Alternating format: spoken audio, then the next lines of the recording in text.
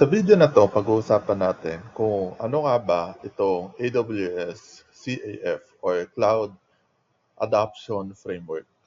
So yung nakikita natin dito na diagram is more of a guide kung paano i-adopt yung AWS ng maayos.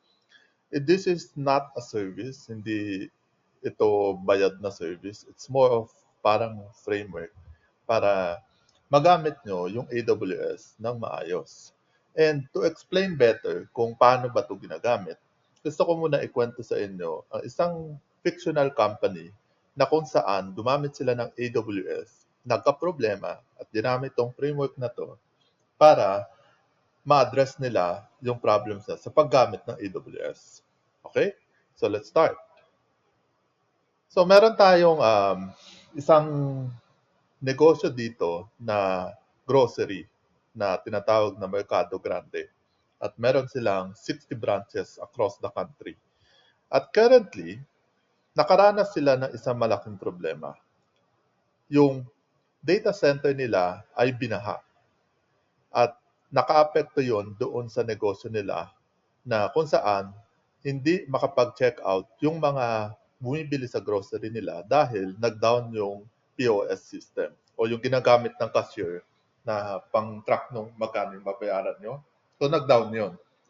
At ngayon, sumakit ang ulo siyempre ng mga may-ari ng negosyo at nakita nila ang AWS bilang solusyon para hindi na sila bahain at tuloy-tuloy pa din yung negosyo nila. Okay? So ito yung reason usually kung bakit nag-adapt ng AWS ang mga kumpanya dahil ayaw na nila mag-manage ng data center.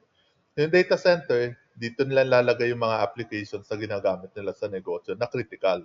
Halimbawa, yung POS, yung ginagamit doon sa cashier para i-track kung ano yung binili mo at magkano.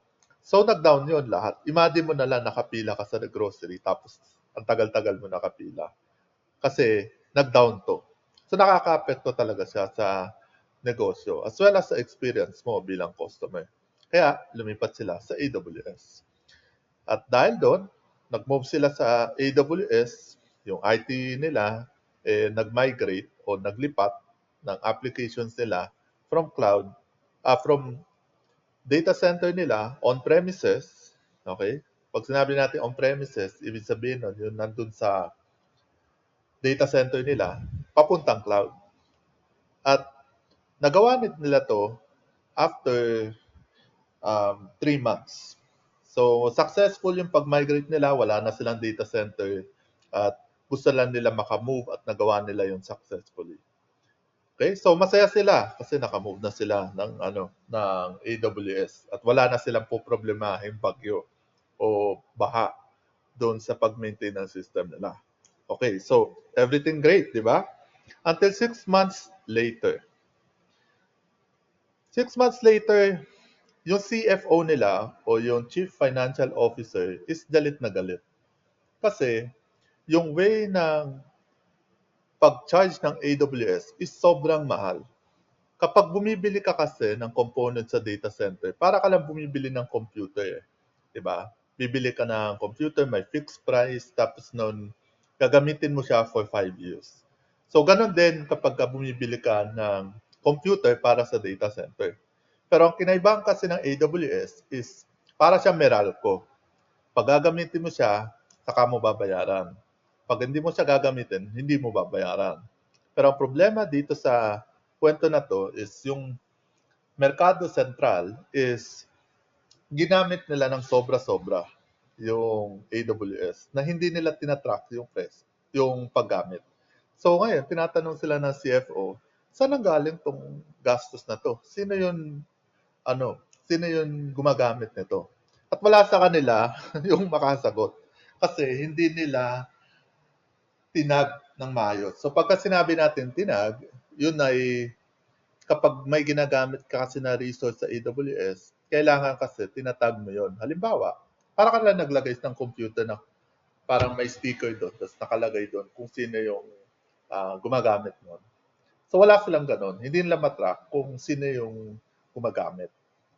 And also, at the same time, meron silang intern na since hindi pa siya maalam sa paggamit ng AWS, na-aksidente siya at nakapag-cause ng data leak.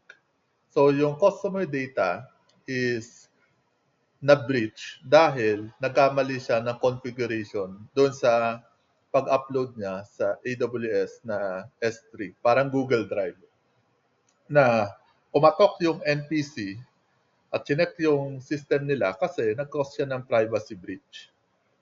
So ngayon, pati yung cloud engineers nila napupuyat to the point na marami nang nag-resign dahil nanggaling sila sa on-prem at pinangakuan sila na hindi na sila mapupuyat dahil naka-cloud na lahat. Pero ito sila ngayon. Ang dami nilang maintain. Tapos noon, every time na uh, merong mga sumasabog na system, kailangan nilang magpuyat. Kasi wala silang proper uh, operations and procedures sa paggamit ng cloud. So nagkaroon ng problema sa paggamit ng AWS. Ang main point dito is, hindi lang ibig sabihin na gumamit ka ng AWS, lahat na ng problema mo ay na-solve. Okay? So, ngayon, ang CEO, parang sabi lang naman, gusto ko lang naman ma-digitize yung merkado grande eh. Parang gusto ko lang naman na ma-digitize yung system namin para mas mapaganda yung pag-serve namin ng customer. Pero ang nangyari pala, mas malala pa nung nag-move kami. So ngayon, sumasakit ang ulo niya. And dahil doon sa nangyari, muntik na patayin ng board yung project nila dito sa cloud dahil nakakapekto na siya sa negosyo. Not until dumating ngayon yung bagong CIO na hinire nila. At dito na niya ginamit yung Cloud Adoption Framework. Ang Cloud Adoption Framework kasi is ginagamit mo to align kung paano mo gustong gamitin yung AWS na konektado doon sa goals mo sa negosyo.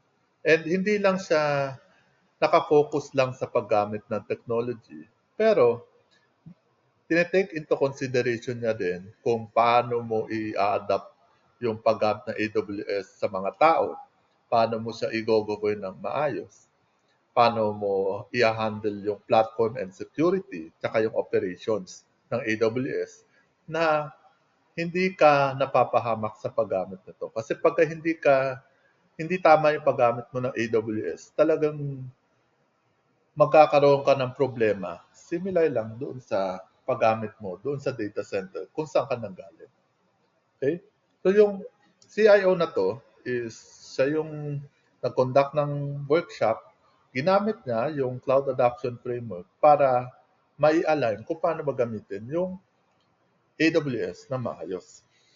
At nagresulta yon kung saan yung CEO nila inalign yung ano ba expectations talaga doon sa paggamit ng AWS.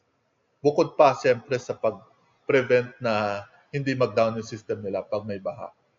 Actually, hindi lang naman yun yung expectation nila sa AWS. Ang expectation nila is ma-launch nila yung online ordering within 1 year. Kasi yun yung magdadala sa kanila ng maraming customer na mas mapadali yung pag-order nila ng mga groceries para hindi na sila hindi na nila kailangan pumunta sa grocery at mas convenient sa kanilang bumili.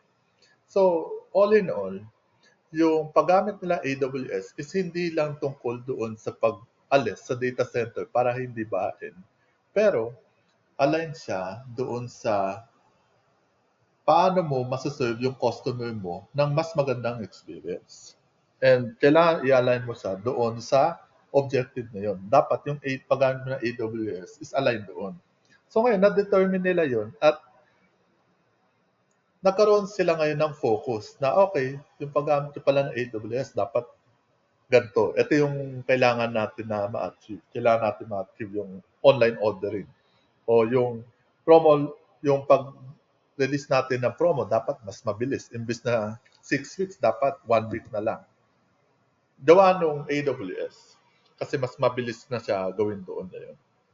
Pangalawa, isa sa mga problema din ng paggamit ng AWS is kung ma-adapt ba siya ng tao mo. Kasi nanggaling siyempre sila sa data center. Tapos biglang nilipat mo ngayon sa AWS. Ang malaking problema diyan kapagka hindi mo sila binigyan ng sapat na training. Kapag di mo sila binigyan ng tamang training, ang nangyayari, nagkakaroon talaga ng problema sa paggamit ng AWS kasi wala silang tamang capabilities.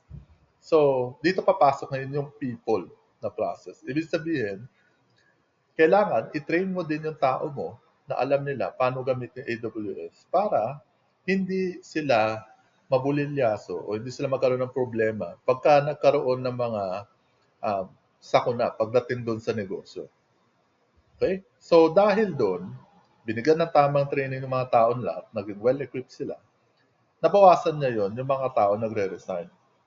Dahil alam na nila kung paano gamitin yung system. Okay? So ngayon, pangatlo is yung governance.